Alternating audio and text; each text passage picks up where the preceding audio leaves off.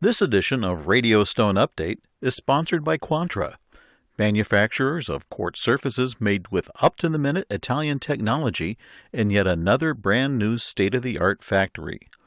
Learn more at www.quantra.in.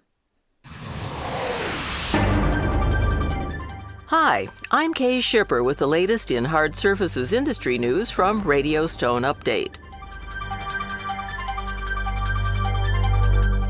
While countries such as Australia and the United Kingdom wrestle with what to do about silicosis in fabrication shops, Los Angeles is taking the direct route. Its Board of County Supervisors voted June 6th to begin consideration of banning what it calls silica-fabricated stone within its borders. The action directed various county officials to report back to the board in 90 days on, quote, the options to ban the sale, fabrication, and installation of silica-fabricated stone, end quote. Among those options are providing money and technical assistance for converting to other materials. The board also instructed the heads of its Public Works and Internal Services departments to report in 45 days with recommendations on banning future use of quartz surfaces on any county-funded projects. The action would affect a market of 9.8 million people, including the cities of Los Angeles, Long Beach, and Santa Monica. While all cities in Los Angeles County have localized control of some services and planning and zoning, the county sets policies on other issues such as public health. The supervisors also declared June as Silicosis Awareness Month and directed department heads to report in 6 months on outreach and education plans for fabricators and consumers regarding health risks. The Los Angeles County action comes as the state's main workplace health agency, Cal-OSHA, plans increased enforcement of air quality rules concerning crystalline silica exposure with quartz surface fabrication.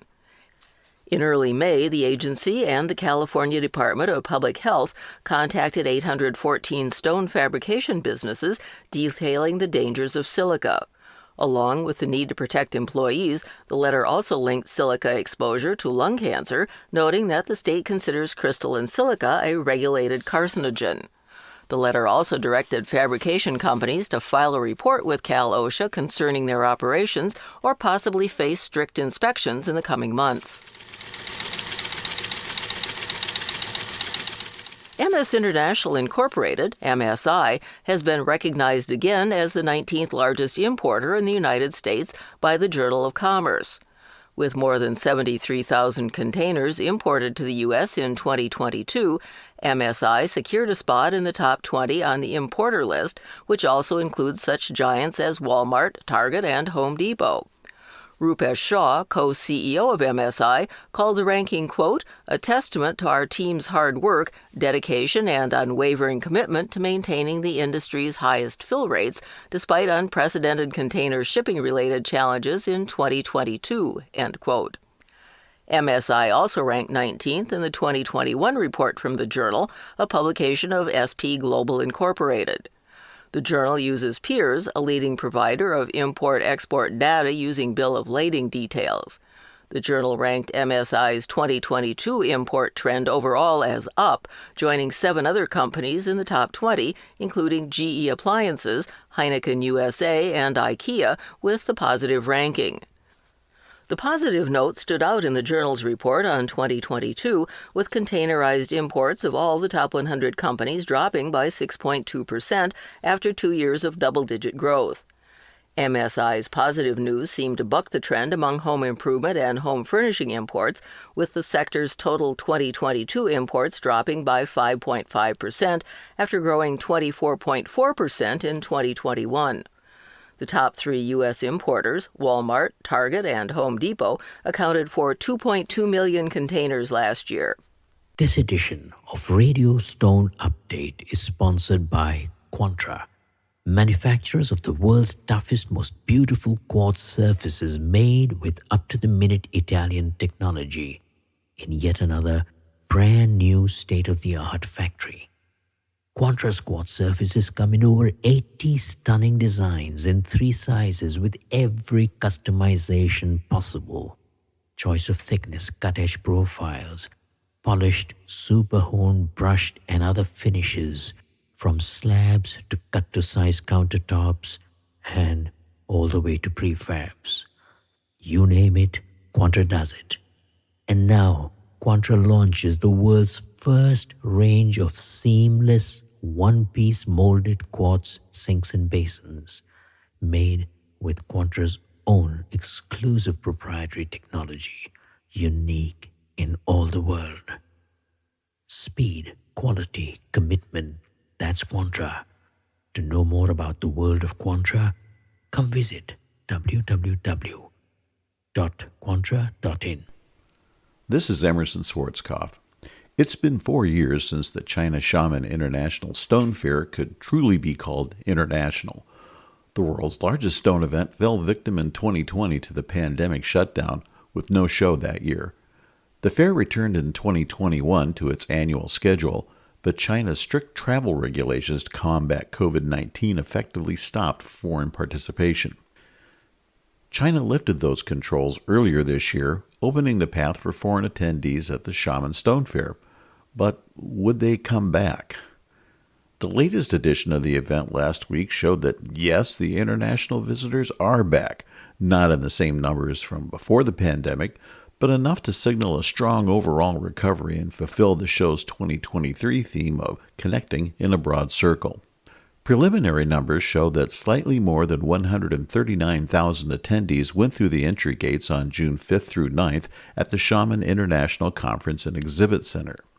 For overall attendance, that's only 7.3% off the event's best level in 2019. And Chinese attendees continued to come back to the show, with this year's domestic totals up by almost 25% from 2022.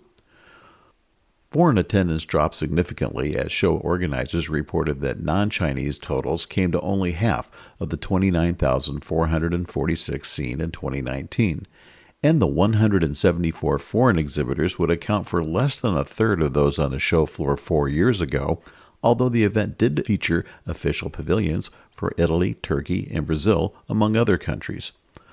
Lower foreign numbers at this year's Xiamen show are understandable, as visa restrictions loosened only a few months before the event, and access by air still included a reduced number of flights, especially from the United States. I know, I was one of the few U.S. citizens at the Xiamen Stone Fair, and making it there, as far as travel anyway, wasn't easy. What I found was an event that offered some interesting insights into the world perspective of hard surfaces, and I'll go into more detail on that with a video report set for the July-August issue of Stone Update magazine. Look for it in your email inbox near the end of next month. Cambria announces the grand opening of its new sales and distribution center showroom in Los Angeles. The state-of-the-art facility is located within 15 miles of downtown Los Angeles and marks a significant milestone for the company. The 28,000-square-foot facility is aimed toward industry professionals and end users with access to its quartz surfaces, appealing to both the design and fabrication markets. Located at 13102 Imperial Highway, the expansive showroom is open to the public with a large on-demand regional inventory of American-made quartz products. Visitors to the showroom will have the opportunity to explore Cambria's full-size slabs and a library of more than 100 samples, including the recently launched Haley, Harlow, and Britannica Gold Cool designs. The opening of the Los Angeles Sales and Distribution Center marks Cambria's 22nd location nationwide. The company also operates 8 inspirational gallery locations. The International Surface Fabricators Association, the ISFA, will put a business spin on a movable fest with a Chicago Fabricator crawl next month with shop and plant tours and, yes, some stops for refreshments. Scheduled for July 18th and 19th, attendees will shuttle to 5 stops through Chicago suburbs, along with a couple of jaunts for evening relaxation. July 18th events involve stops at Stonecrafters in Lakemore, Illinois, Groves Incorporated in Woodstock, Illinois, and an end of the day at the Bulldog Ale House in McHenry, Illinois. The following day, activities move to GMD Surfaces in Mokina, Illinois, Laser Products Industries in Romeoville, Illinois, and wrapping up with a tour and roundtable discussion at the Countertop Factory Midwest in Addison, Illinois. The evening will conclude with Top Golf in Schaumburg, Illinois. Sponsored by Morroware, Park Industries, and Wilson Art, it's open to all fabricators, including non-members, and registration starts at $49. Space is limited. For more information or to reserve a spot, go to www.isfanow.org/industry-roundtable.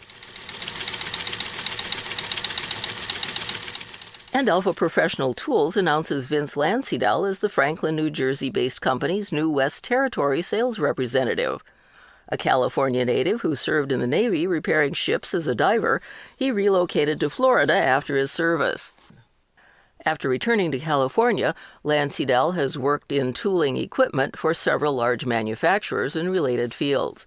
He has more than 15 years of territory management experience and will be responsible for serving Alpha clients in California, Northern Nevada, Idaho, Montana, Oregon, and Washington.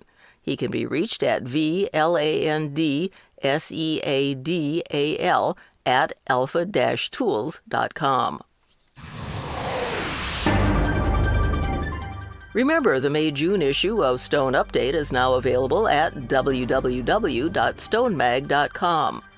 Our online newsletter, Slab and Sheet, comes out on alternate Wednesdays. For a transcript of this broadcast, go to www.radiostoneupdate.com. For Radio Stone Update, I'm Kay Shipper, and we'll see you here again soon. This edition of Radio Stone Update has been sponsored by Quantra, manufacturers of quartz surfaces made with up-to-the-minute Italian technology in yet another brand-new state-of-the-art factory. Learn more at www.quantra.in.